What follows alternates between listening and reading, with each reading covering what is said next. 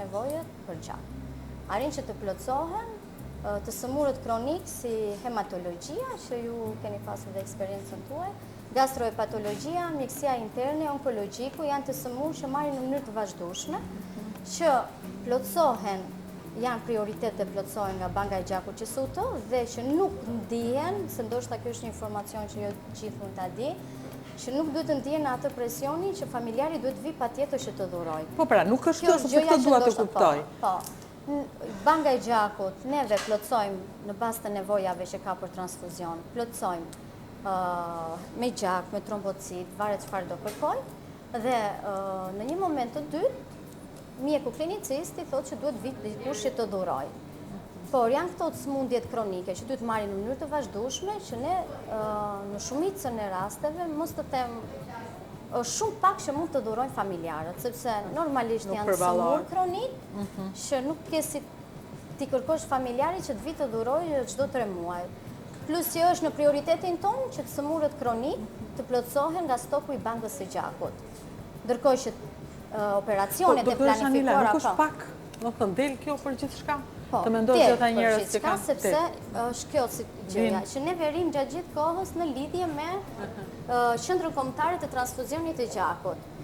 Dhe tani në orarin e paradites i bie që ke hequr, domethënë ke arritur të plotësosh gjithë pavionet e QSUT-s. Është orari që është gati fundi i pjesës së parë që ti plotëson kërkesat, siç erdhën e. Dhe vijnë të tjerë tani.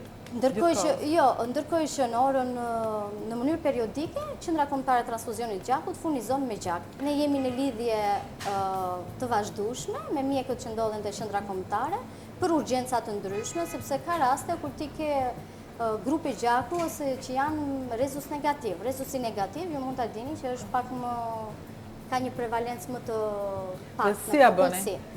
Si ja bëjmë? Në rastet kur kemi për shembull një urgjencë me AB negativ, ndodh shpeshherë që kjo është më urgjencave, AB negativ. AB negativ ndodhet më rrallë dhe zero negativ, por gjithsesi kemi. Lidhemi, koordinohemi me bankat e gjakut. Nuk është se pacienti ngelet pa marrë gjak, absolutisht. Fokusi jonë është pacienti dhe plotësimi i tij për nevojat që ai ka për transfuzion.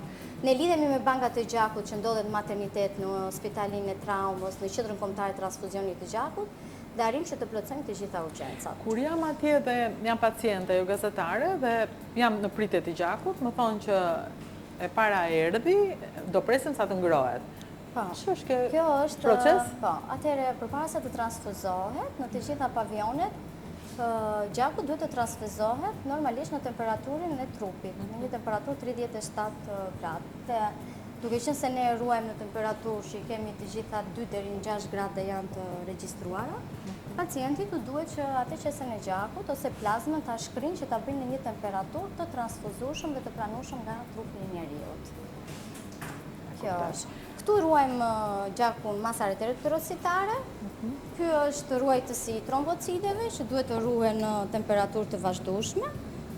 Dhe ngrirësi i plazmave që juve i keni parë, po këtu janë plazmat. Do me thënë, trombocidet janë më pak. Kemi më pak. Trombocidet janë më pak sepse u ka shpjeguar ndoshta edhe doktoresha, por do doja ta dija sepse e kam pasur edhe vetë problemin.